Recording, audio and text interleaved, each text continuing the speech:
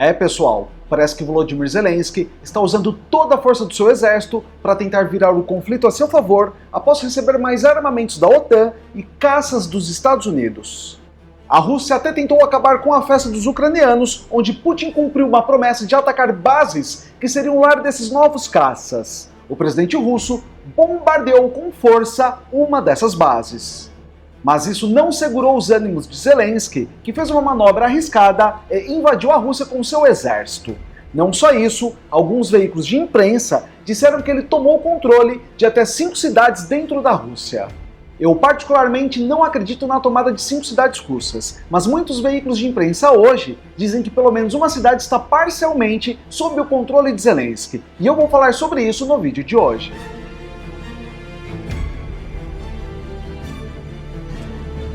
O que se sabe também é que Putin decretou o estado de emergência no país, convocou milhares e milhares de reservistas e está nesse momento sendo acalmado pelo seu general e chefe do Estado-Maior, Valery Gerasimov. Será que tem dedo dos Estados Unidos e da OTAN nesse ataque? Ou você acredita que é apenas mais uma ofensiva da Ucrânia sem a intromissão direta do Ocidente? Você acredita em tropas ocidentais misturadas às tropas ucranianas?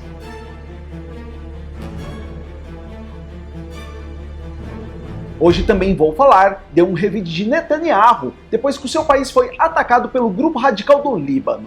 O conflito no Oriente Médio pode se fundir com o conflito na Ucrânia, caso as grandes potências não busquem um acordo de paz. Isso porque os Estados Unidos e a OTAN estão do lado de Netanyahu, mas Putin tem laços fortes com Ali Khamenei, e de quebra com todos esses grupos radicais que dão suporte ao grande líder. As matérias de hoje vêm do Sky News, The Guardian, Al Jazeera, The New York Times, CNN, Sputnik e RT News. Além disso, alguns relatos de blogueiros militares importantes do Telegram.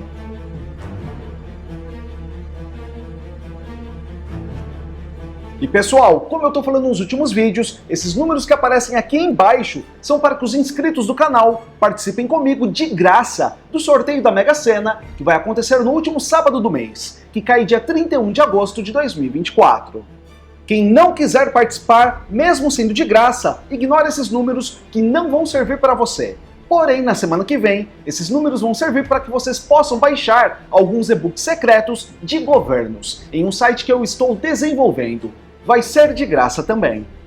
Voltando à Mega Sena, para quem quer concorrer, essa é uma sequência de 10 números que podem se repetir.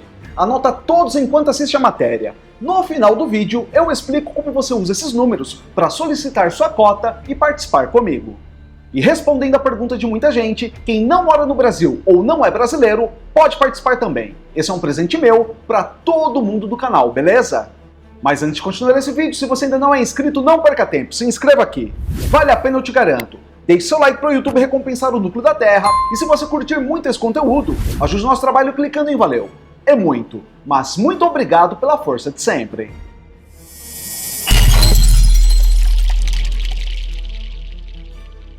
Segundo os veículos de imprensa que eu falei no começo do vídeo, a Rússia entrou em estado de emergência total depois que soldados ucranianos tomaram parcialmente uma cidade no sul da Rússia na quarta-feira.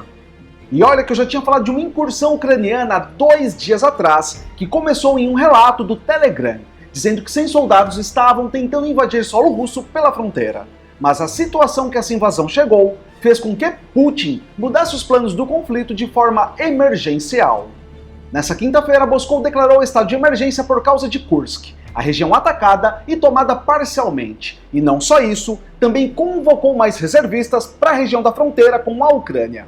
O governo russo também fez restrições no espaço aéreo.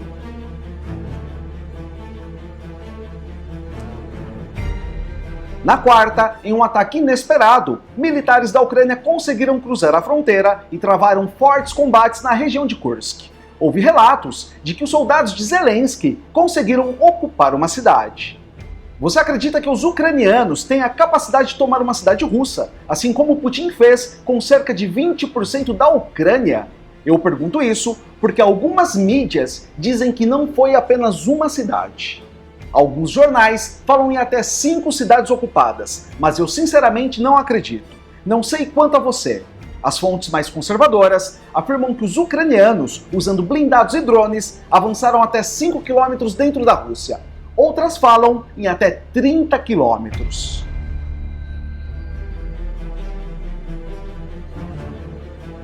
O Ministério da Defesa da Rússia afirmou ter conseguido recuperar o território, mas as mídias internacionais estão dizendo que não, que os combates continuam acontecendo, com parte da cidade ainda tomada.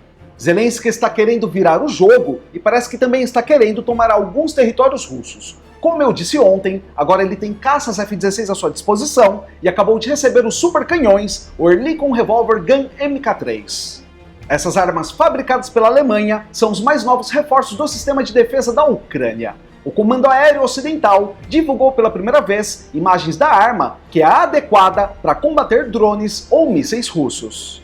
Segundo o site oficial da Rheinmetall, o Revolver Gun MK3, que tem um alcance de até 4.000 metros e dispara até 1.000 tiros por minuto, pode receber e processar todos os radares e atingir alvos na Rússia com uma facilidade enorme. Sua capacidade de disparo rápido, combinada com munição de rajada de ar, o torna altamente eficaz contra ameaças aéreas convencionais, como drones, foguetes, artilharia e mísseis. Isso tornaria a entrada de soldados russos mais difíceis em solo ucraniano.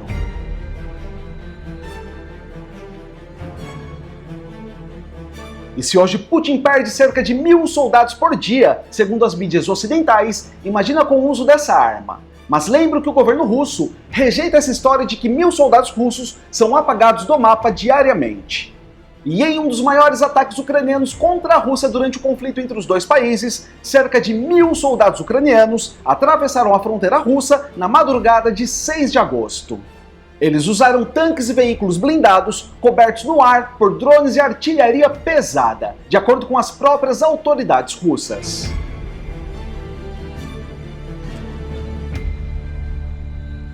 As forças ucranianas atravessaram os campos e as florestas da fronteira em direção ao norte da cidade fronteiriça de Sudza, o último ponto operacional de fornecimento do gás natural russo para a Europa via Ucrânia. Putin classificou o ataque como uma grande provocação. A Casa Branca diz que os Estados Unidos não tinham conhecimento prévio do ataque e que buscariam obter mais detalhes diretamente com Zelensky. Porém, muitos analistas militares têm a opinião de que a OTAN e os Estados Unidos estão envolvidos nessa invasão, já que acreditam que a Ucrânia não conseguiria tal feito sozinha. Você acha que a Aliança Ocidental está envolvida? Vou mais além. Você acredita que combatentes do Ocidente estão no meio do exército ucraniano, ajudando a invadir as terras de Putin, com o intuito de colocar o governo russo em descrédito? Ou quem sabe, fazer como Prigozhin e tentar marchar em direção ao Kremlin em Moscou? Me fala aqui o que você acha.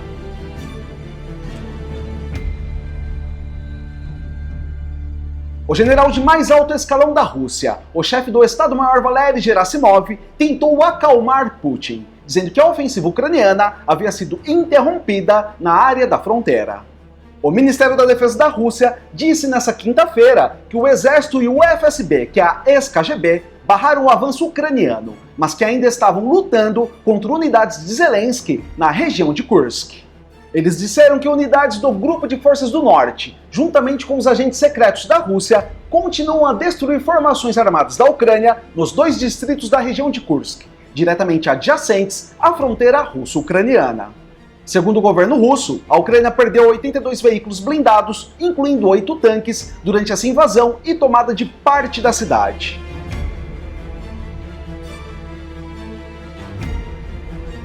Mesmo assim, alguns blogueiros russos, todos pró-Putin, criticaram o estado das defesas da fronteira na região de Kursk, dizendo que foi muito fácil para as forças ucranianas atravessá-las.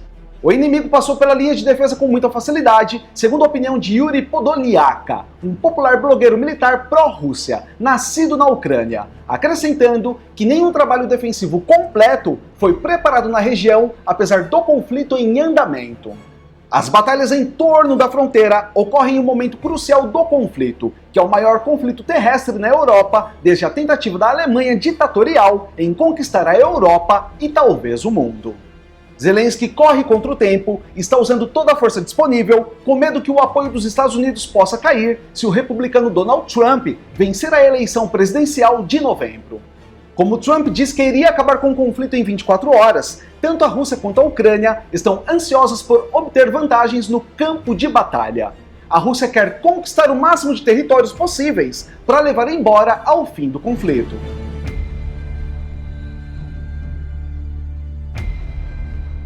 Do outro lado, a Ucrânia quer expulsar as forças russas, que controlam cerca de 20% do seu território. E uma das estratégias atuais é ocupar cidades russas para tentar mudar o foco do governo de Putin, o que acabou acontecendo hoje. Os próprios analistas militares ucranianos admitiram ao The New York Times que o exército da Ucrânia parece estar tentando desviar as forças russas de outros setores da linha de frente, onde elas vêm atuando por vários meses. Eles alertam, no entanto, que o exército da Rússia tem uma grande reserva de soldados para manter os combates em qualquer parte da região, e a tentativa de invasão de agora corria o risco de sobrecarregar ainda mais as tropas ucranianas, que já estão em menor número.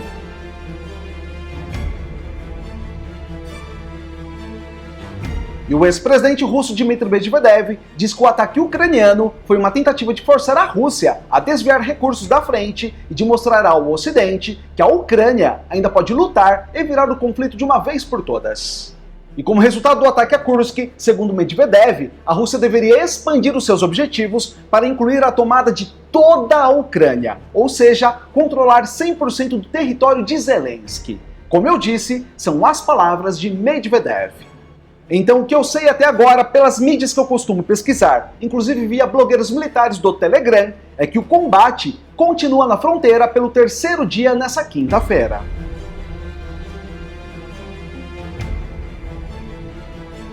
E falando um pouco da situação no Oriente Médio, as forças de Netanyahu revidaram os ataques sofridos e intensificaram os ataques aéreos em Gaza, na batalha contra os militantes liderados pelo grupo radical da região.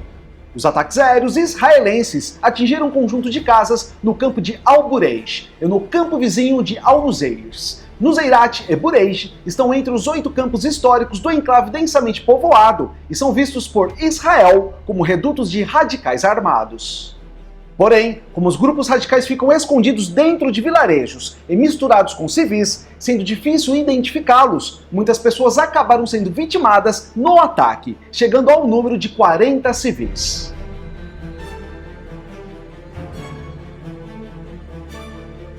A aviação israelense também bombardeou uma casa ao norte, exterminando 5 pessoas, enquanto outro ataque aéreo na cidade de Khan Younis, ao sul, vitimou mais uma pessoa. E mais tarde, nessa quinta-feira, o Serviço de Emergência Civil do território onde se encontra o grupo radical informou em um comunicado que 15 civis foram vitimados e 30 ficaram feridos em bombardeios contra 2 escolas a leste da região. Nesse tipo de conflito, os grupos radicais realizam ataques contra civis do país inimigo e depois se escondem no meio dos civis do seu próprio país, para que as forças rivais tenham receio de atacá-los.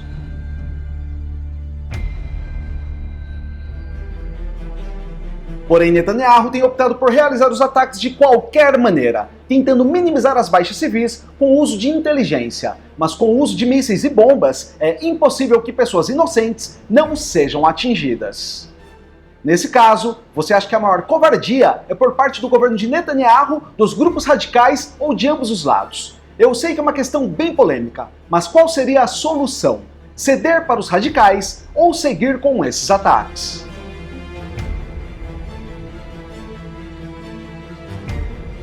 Esse é o bolão que vamos participar juntos no último sábado do mês que esse vídeo foi publicado. Esses são os números. É um bolão muito legal, pois se fizermos 4, 5 ou 6 números na horizontal, vertical ou diagonal, quer dizer que ganhamos alguma coisa, sendo que os 6 números são para o prêmio maior da Mega. Para ter direito à sua cota, o primeiro passo é ser inscrito, dar like nesse vídeo e anotar todos esses números que estão aparecendo embaixo da tela. O segundo passo é enviar uma mensagem de WhatsApp para o número 11 95325 5746, com a sequência anotada, além do seu nome e CPF. Esses dados são necessários para que eu possa fazer o Pix, caso sejamos premiados. Cada pessoa tem direito a uma cota do bolão para cada vídeo assistido. Cada vídeo possui uma sequência diferente de números, então todo vídeo que eu lançar, você poderá anotar a nova sequência e enviar pelo WhatsApp para resgatar a sua cota.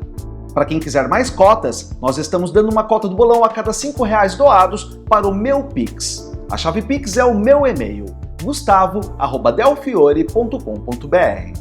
Nesse caso, para pegar suas cotas através da doação, basta enviar o comprovante do Pix com seu nome e CPF para o mesmo número de WhatsApp, que é o 11 95325 5746.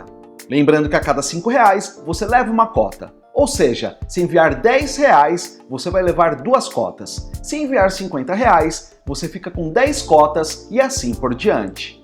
E por que é interessante ter várias cotas? Justamente porque o bolão é dividido entre todas as cotas doadas.